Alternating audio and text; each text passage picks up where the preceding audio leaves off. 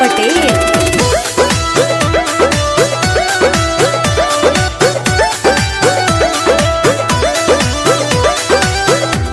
मिठाई धइला से बसिया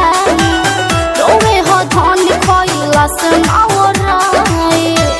साचो कारे सबका खाना मिठाई धइला से बसिया रोवे हो धन खइला से नावराए दूर दूर रहता रू हमारा से होता हम चाहता नी भीरी रह साथे साथ चोली के हुक छटा कवला हो एने ओने मन भटकवला काहे देवेला हमरा के ऐसन सजा धीरे धीरे ले बेदाना बढ़िया बहुत मजा भवे गइल ताले रानी कहरे लुआ हिर धारा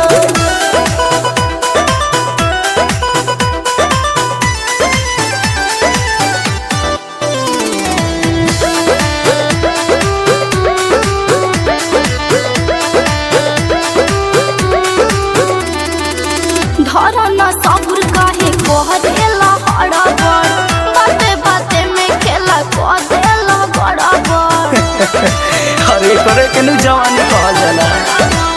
धरना सबुर काहे कहदेला हड़बड़ बाते बाते में खेला कहदेला गड़बड़ तू ही बतावा कैसे मन के मनाई बनल मुंड बाटे नहीं रहाई ठीक नहीं कैला ये छोटू छवि का भइल हमारा के तंग जानी को जाय अभी राधे लहरी सुतल नहीं खन बहरी जा जा